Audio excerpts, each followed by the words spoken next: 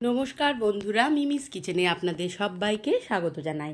আজকে আমি একটা খুব সিম্পল রেসিপি, কালো জিরে বাটা দিয়ে বাটা মাছের ঝোল।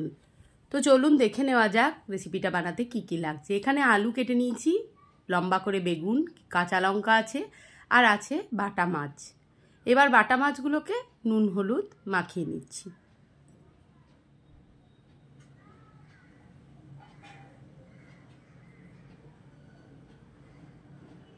ভালো করে নুন হলুদ মাখিয়ে এটাকে 10 মিনিট মতন রেস্টে রেখে দেবো, যাতে নুন হলুদটা ঠিক মতন মাছের ভিতরে ঢুকে যায়।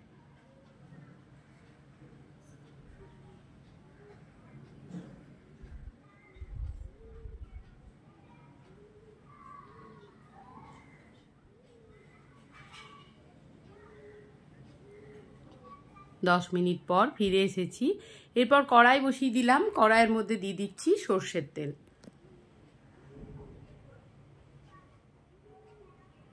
তেলটা গরম হয়ে গেলে এর মধ্যে দুটো তেজপাতা আমি ভেজে তুলে নেব। ছোট যেহেতু সেহেতু একটা গোটা দিয়েছি, যদি বড় তেজপাতা হয় তাহলে অর্ধেকটা দেবেন। মাছ দেওয়ার আগে তেজপাতাটা ভেজে আমি তুলে নিয়েছি। এরপর মাছগুলো এক এক করে আমি তেলের মধ্যে দিয়ে দিচ্ছি।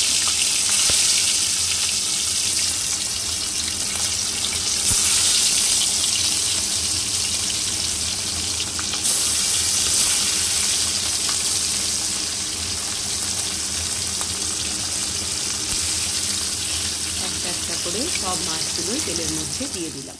এবার একটা মশলা বানিয়ে নেবো। এখানে 1 চামচ আমি নিয়েছি গোটা জিরে, 1 চামচ নিয়েছি, হাফ চামচ নিয়েছি কালো জিরে, আর নিয়ে নিয়েছি কাঁচা লঙ্কা কয়েকটা। এবার দেখুন শিলে আমি মশলাটা কিন্তু বেটে নেব। মাছগুলোকে উল্টে পাল্টে দিয়েছি।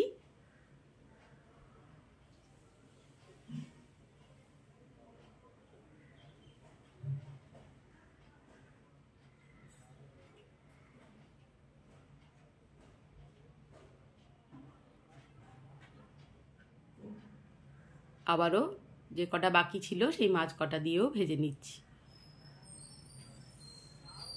1 চামচ জিরে দিয়েছি আর হাফ চামচ কালো জিরে, তেজপাতা, কাঁচা লঙ্কা দিয়ে মশলা বেটে নিয়েছি। এবার মাছ তুলে নিয়ে ওই তেলের মধ্যে বেগুনগুলোকে আমি ভেজে নেব।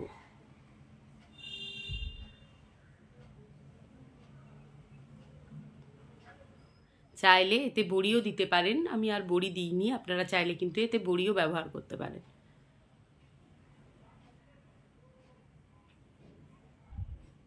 এবার বেগুনগুলো এপিট ওপিট করে ভালো করে ভেজে নেব।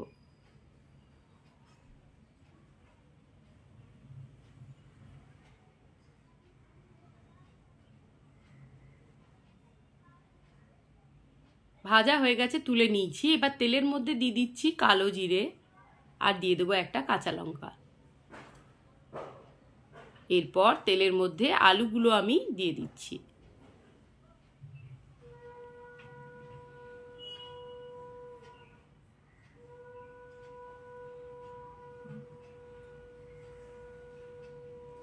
ভালো করে তেলের মধ্যে আলুটাকে ভেজে নিতে হবে।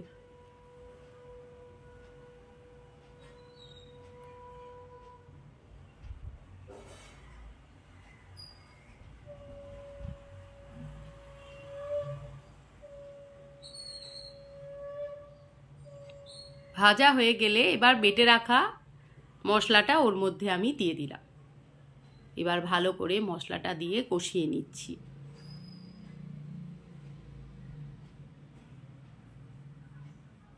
এরপর ওর মধ্যে দিয়ে দেবো হলুদের গুঁড়ো,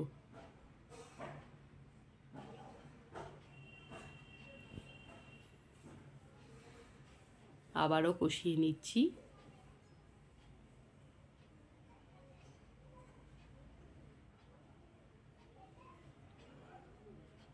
গরম ভাতে এরকম পাতলা ঝোল আর সঙ্গে যদি 1 ফালা লেবু থাকে না, তাহলে আর কিচ্ছু লাগে না, খুব সুন্দরভাবে ভাত খাওয়া হয়ে যায়। এবার দিয়ে দিলাম লবণ, দিয়ে দিয়েছি অল্প পরিমাণে মিষ্টি, স্বাদের ব্যালেন্সটা যাতে ঠিক থাকে সেই জন্য। আবারও ভালো করে কষিয়ে নিচ্ছি। কষানো হয়ে গেছে। এরপর আমি কিন্তু জল দিয়ে দেবো।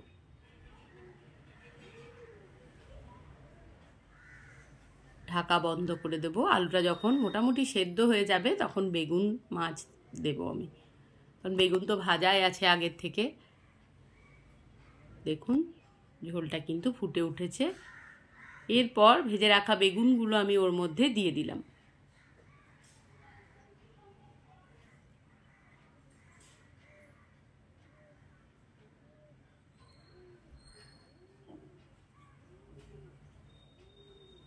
আবারও একটু ঢাকাটা বন্ধ করে দিচ্ছি।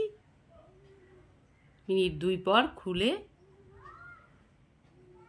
এবার আমি কিন্তু একটু দেখে নেব নাড়াচাড়া করে, তারপর মাছগুলো আমি এক এক করে দিয়ে দেবো। আলু কিন্তু সেদ্ধ হয়ে গেছে।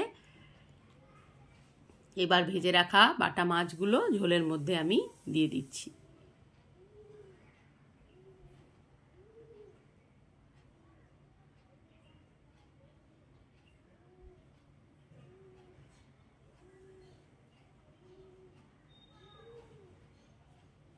সুন্দরভাবে কিন্তু ফুটে গেছে দেখুন। এরপর কাঁচা লঙ্কা দিয়ে দেবো কয়েকটা, তাহলেই তৈরি হয়ে যাবে আমার বেগুন আলু কালো জিরে বাটা দিয়ে বাটা মাছের ঝোল।